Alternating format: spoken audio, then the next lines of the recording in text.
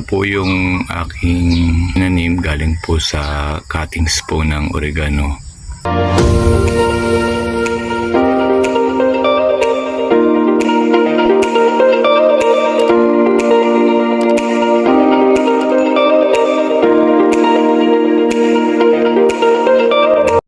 Magandang buhay po sa ating lahat. Nandito po ako sa tabi po ng aming bahay. Chinecheck ko po ang aking pong mga halaman. Ito pong area na ito ay yung aking pong cactus area. Pero hindi po sa kanila nakapokus ang ating video ngayong araw na ito. Ang ating pong video ay nakapokus po ngayon sa pagpropagate po ng isa po sa pinaka madaling i-propagate na halaman, at yun po ay ang oregano. Ang oregano po ay nakakatuwa din po. Ang dami po niyang benepisyo na nagagawa pamula po sa dahon, sa kanyang pong mga sanga na pinopropagate nga po, na pwede nga pong i-propagate. Kaya po sa araw na ito, samahan niyo po ako sa pag-propagate po ng oregano. Salamat po. Bago din po ako mag-propagate ng oregano, akin din po munang mangunguha din po ako ng kanyang mga tangkay para po i-propagate. Mamaya po papakita ko po sa inyo kung ang simple pong paraan ng pagpo-propagate po ng oregano. Sa garden po, dalawa po ang variety po ng oregano na nakatanim po dito. Ito po ang isa. Mapapansin nyo po na ang kanya pong dahon ay green at may puti. Maganda po ang kanyang kulay at nakakatuwa din po siyang pagmasdan. Ang oregano po ay napakadali rin pong paramihin. Dahil po sa ulan, medyo mas gumanda po lalo kanyang dahon at ang bilis din po nilang lumaki. Medyo kunti din po ay lush na po sila. Kaya po naisipan ko na i-pruning, at ang mapupruning pong mga sanga ay akin pong ipopropagate ngayon. Sariwang-sariwa po ang kanyang mga dahon. Nakakatuwa po siyang pagmasdan.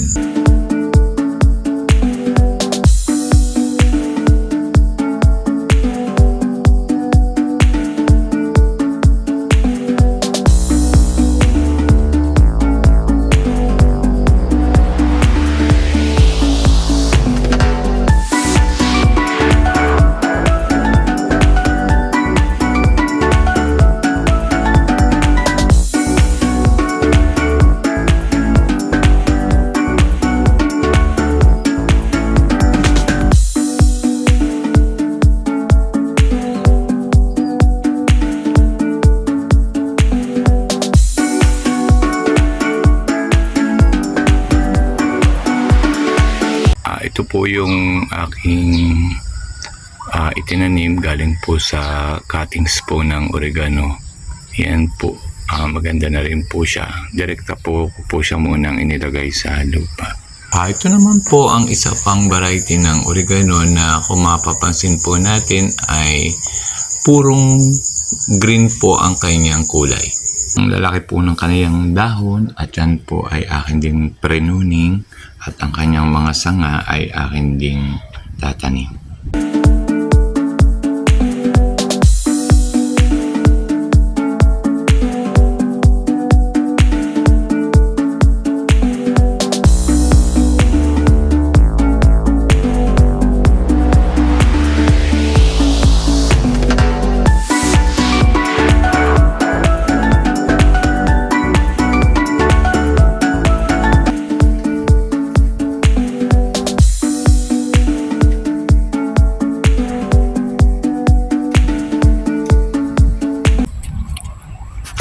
Ito naman po yung aking green na oregano na common, na napakaganda rin po niya. Ang dami na rin po nakahingi, nakakuha nito.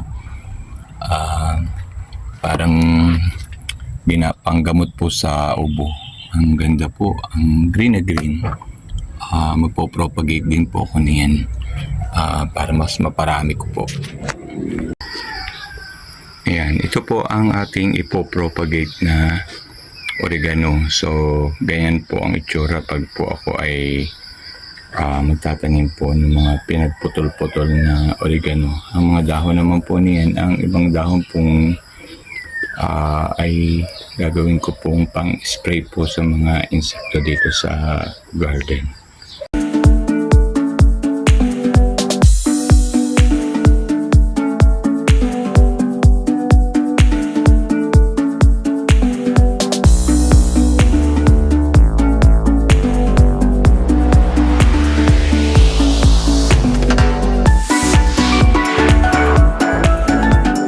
Propagate na po tayo ng oregano.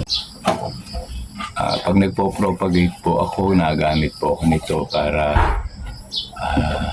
yung pong lupa hindi po masyadong magkalat po sa area po sa table po na propagation ko. So, yun po. So, iniuho ko muna po.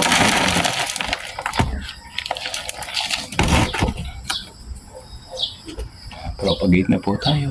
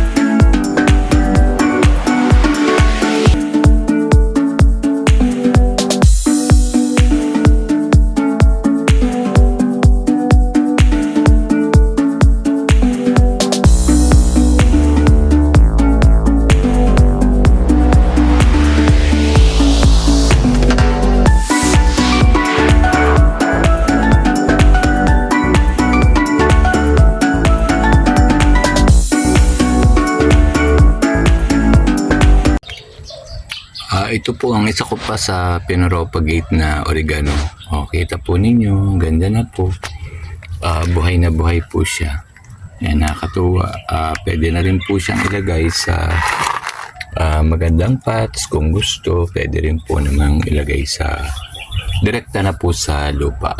Dali po niyang buhay, nakakatuwa.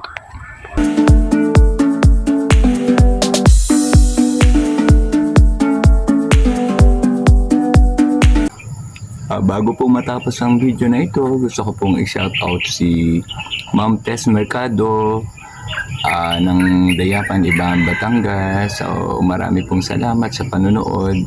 Shoutout din po sa mga taga-Dayapan, Ibahan, Batangas at kay Ma'am Priscilla Abordo ng Linapakan, Palawan. Ang layo po. Shoutout po sa inyo.